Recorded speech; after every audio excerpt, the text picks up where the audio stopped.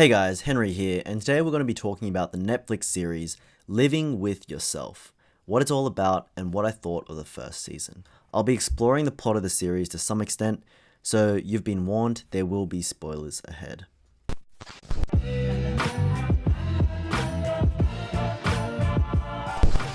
So this series follows the character of Miles Elliott, played by Paul Rudd, a pretty normal guy that works as an advertising executive. He's got a house, he's got a wife, but he doesn't feel like his life is where he'd hoped it'd be. His work is becoming a chore, and his marriage is on the rocks as they face potential issues of infertility.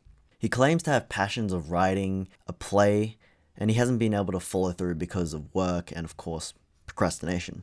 His co-worker Dan tells him of this spa, a spa that will rejuvenate his body and that it's a DNA detox, and he guarantees he'll come out as a better version of himself, living up to his full potential. Miles is so desperate and is desperate enough to fork out $50,000, and he does this within the first episode. And to be honest, this is a pretty big jump from what it felt like. He was just feeling a little bit sorry for himself, life's not going that great, and then suddenly he's taking a $50,000 gamble on some DNA spa that supposedly makes you feel good about yourself.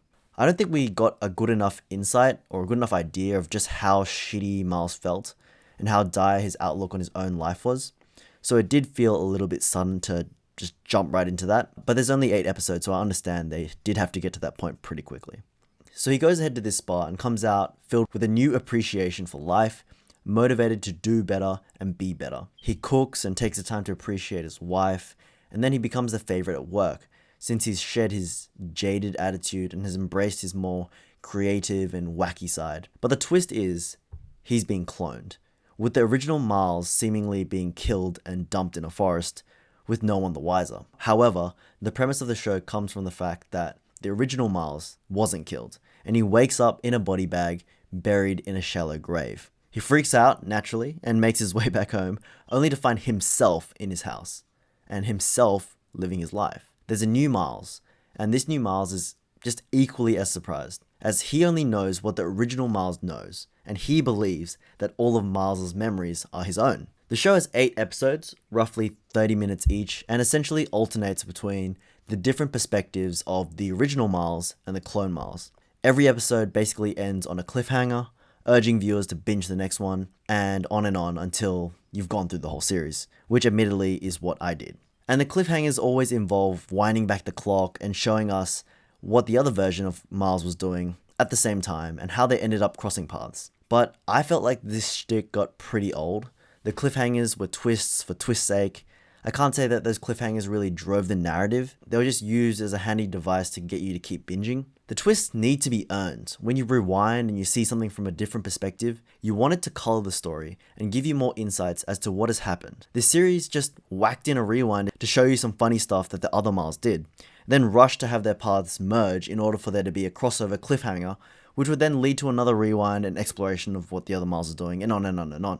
The second most important character in this series, other than the 2 Miles, is Kate, played by Aisling Bea, Miles' wife. The show can, in a sense, be boiled down to the struggles between the 2 Mileses to win Kate's love and affection. After she discovers that Miles has been cloned, she immediately disregards and rejects clone Miles, knowing that he isn't really the man she fell in love with, and she isn't really the man she's been spending her whole life with. But her relationship with the original Miles has already deteriorated and it's strained, and he doesn't even make any active changes after the clone Miles ordeal. And she finds herself drawn to clone Miles, as he's pretty much the same guy, but better. The dynamic between both the Mileses and Kate is distinct. She has a grumpy, worn-out attitude with the original Miles, just sick of his shit, and with the clone Miles, it's as if they're back in the honeymoon phase. I thought the show would focus more on this element, the relationship between Miles and Kate, how the mind-blowing event that is the introduction of a clone into their relationship, how that would fundamentally alter things. While it is one of the key themes, the show goes off on a bunch of different tangents, seemingly trying to plant seeds for future seasons if it ends up getting renewed. You have the subplot of Miles' advertising project, helping out a telecommunications company win a big contract in a small town, where the clone Miles did all the work, and the original Miles is the one getting all the praise, and the potential legal action against Miles, and the other subplot of the incompetent FDA agents engaging in their own little mission to prove that human cloning exists. I mean, all of this stuff happens within 8 episodes. I felt that in such a short series, it would be crucial to flesh out the core issues and tensions of the show. That being that Miles has been bloody cloned, and everyone that seems to find out about this cloning just accepts it pretty well and doesn't completely freak out and have a meltdown, which is odd to me. It seems like they glossed over this stuff just so that they could get to more fun stuff, I guess. But that fundamental realization is so important. Living with Yourself uses this premise of cloning and producing a better version of yourself to tackle the idea of confronting the worst parts of yourself, to reflect and to grow to become better. But what the show sort of missed was the theme of existentiality. It was touched on a little bit when Clone Miles brings Dan to go see the dead body of original Dan. But that fizzled out really quickly. How does Clone Miles deal with the fact that he doesn't actually have a place in this world? That everything he thinks he's done, everything he thinks he's experienced, was not his own.